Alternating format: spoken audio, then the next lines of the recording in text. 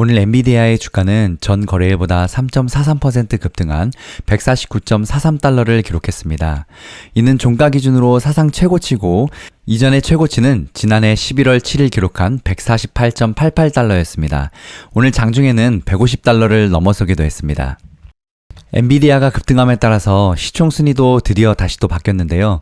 엔비디아가 시총 1위를 다시 탈환했습니다. 엔비디아의 시총은 마감가 기준으로 3조 8,220억 달러를 기록했고 2위인 애플은 3조 6,950억 달러를 기록 중입니다. 오늘 엔비디아가 급등한 것은 파트너사인 대만의 폭스콘이 기록적인 매출과 전망을 발표한 게 핵심 요인으로 작용했는데요. 폭스콘의 매출 성장세는 곧 엔비디아 AI 칩에 대한 강한 수요라고 시장이 인식했기 때문입니다. 폭스콘은 엔비디아의 차세대 AI 서버 제품인 GB200과 GB300 등 주요 부품을 대량 수주한 기업입니다. 특히 그래픽 처리 장치 GPU와 중앙 처리 장치 CPU 간의 데이터 정성을 원활하게 하는 엔비디아만의 핵심 기술인 NVLink 스위치를 독점으로 공급하고 있습니다.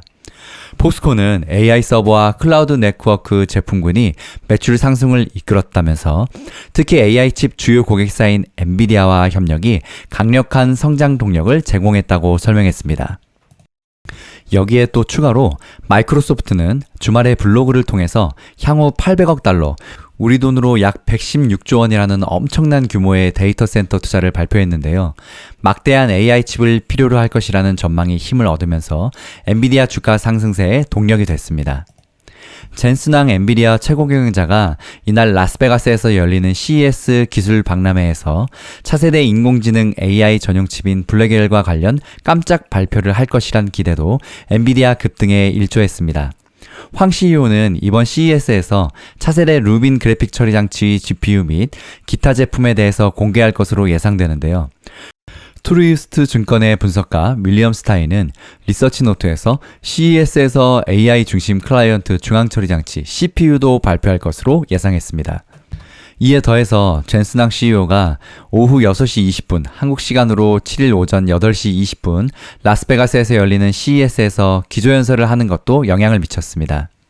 투자자들은 황 CEO가 기조연설에서 차세대 인공지능 AI 전용칩 블랙웰에 대한 보다 자세한 정보를 제공할 것이라고 기대를 하고 있는데요. 이런 가운데 미국의 뱅크 오브 아메리카의 분석가 비백 아리아는 CES가 엔비디아 주가의 상승 모멘텀을 제공할 것이라는 보고서를 냈습니다. 그는 보고서에서 우리는 CES를 엔비디아의 지배력을 재확인하는 기회로 보고 있다며 엔비디아의 매수 등급을 부여했다. 목표가는 무려 190달러로 제시했다라고 말했습니다. 오늘 엔비디아가 급등하자 경쟁업체인 AMD도 3.3% 급등했습니다. 특히 실적 발표 이후로 주가가 지지부진했던 마이크론은 오늘 10% 이상 폭등하기도 했는데요. 엔비디아발 반도체주 랠리로 미국의 최대 D램 업체인 마이크론 테크놀로지가 10.45% 폭등한 99.26달러를 기록했습니다. 이는 엔비디아 랠리로 인공지능 AI 전용 칩에 최적화된 메모리 칩을 생산하는 마이크론도 같이 특수를 누릴 것이라는 기대 때문으로 보입니다. 반면에 인텔은 3% 이상 떨어졌는데요. 3.36% 급락한 것을 제외하고 다른 반도체주들은 일제히 랠리했습니다.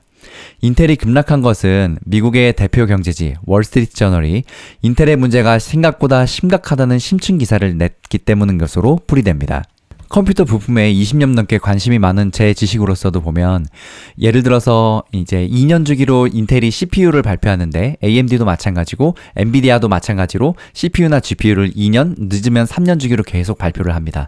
보통은 못해도 전 세대보다 10% 혹은 그 이상의 이제 성능 상승이 있고 반면에 전력은 줄고 이제 가격은 거의 비슷한 가격으로 이렇게 내놔야 되는데 인텔이 이번에 2년 만에 신제품이 내놨는데 전작보다도 성능이 오히려 못해요. 전력만 줄었죠. 당연히 주가는 곤두박질 치겠죠. 여기에 AI 연산 같은 그런 칩들도 제대로 타지를 못했어요. 엔비디아 혼자 다 먹고 AMD가 최근에 따라가기 시작해서 뭐 5%에서 10% 정도 시장을 먹고 있다면 반도체의 전통 강자인 인텔은 진짜 말 그대로 아무것도 하지 못한 상황입니다. 당연히 주가는 내려갈 수밖에 없겠죠. 이렇게 인텔을 제외하고는 대만의 TSMC가 5.46% 급등하는 등 인텔을 제외한 반도체주들은 일제히 랠리해서 반도체 지수도 3% 가까이 급등 마감했습니다. 다만 월가에서는 기술주 중심 랠리를 두고 경계심이 강해지고 있는 모양새인데요. 내셔널와이드 마크 해켓은 지난주 금요일과 오늘의 주식시장 회복은 저점 매수라는 사고방식이 얼마나 강력한지를 보여준다면서도 2025년에는 S&P 500에만 투자해서 쉽게 두 자릿수 수익률을 낼 수 있는 해가 아닐 것이라고 전망했습니다. JP모건 체이스의 앤드류 타일러는 랠리에 대한 위험이 커지고 있지만 강력한 경제성장 속에 주가 하락은 극도로 가능성이 낮다고도 말했습니다. 한편 S&P 500의 2024년 4분기 부정적인 전망이 3분기보다 높은 수준이라고 하는데요. 2024년 4분기 실적 시즌을 위한 S&P 500 기업들의 부정적인 전망이 긍정적인 전망을 2.1대 1 비율로 초과하고 있고, 이는 24년 3분기 실적의 부정적인 비율 1.5대 1인 것과 비교된다고 합니다. 이는 금요일 기준으로 LSEG 데이터에 따른 것인데요. 하지만 4분기 부정적인 비율 대 긍정적인 비율은 여전히 1997년 이후 장기 평균인 2.5대 1에는 미치지 못하며 2024년 4분기 실적 전망 비율인 2.1대 1과 일치하다고 합니다.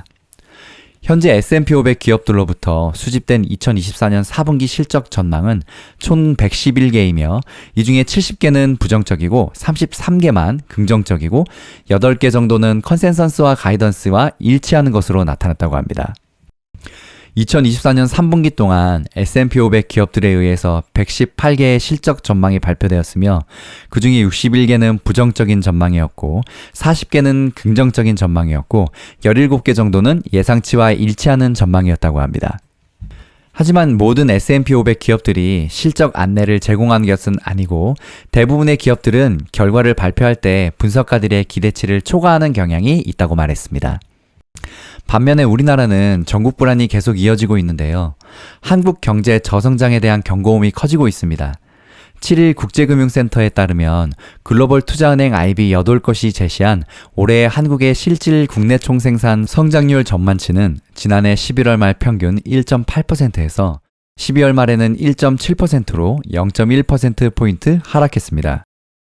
한국은행이 작년 11월 28일 제시한 1.9%, 정부가 올해 들어서 지난 2일 내놓은 전망치 1.8%에도 못 미치는 수치인데요. IB 가운데서도 가장 낮은 전망치를 제시한 JP모건은 비상계엄 사태와 탄핵 전국 여파로 한층 악화한 내수 불황을 결정적인 변수로 꼽았다고 합니다. 또한 여기에 트럼프 미국 대통령 당선인이 오는 20일 취임 이후 공약대로 관세를 인상할 경우 우리나라에는 수출 타격을 엄청나게 입을 것으로 내다보고 있는 상황입니다. 오늘 뉴욕 증시에서 기술주와 우량주 간의 희비가 대체로 엇갈리는 모습을 보였는데요. 미국의 재정, 금융정책을 둘러싼 불확실성이 이어지면서 미국 국채금리가 상승세를 보인 영향이었습니다. 미국 국채금리는 오늘 혼조세를 보이고 있는데요. 현지 시간 오후 3시 59분 10년물이 전날보다 0.025%포인트 2.5bp 상승한 4.620%를 나타냈고 2년물은 전날보다 1.5bp 하락한 4.264%를 가리키고 있습니다.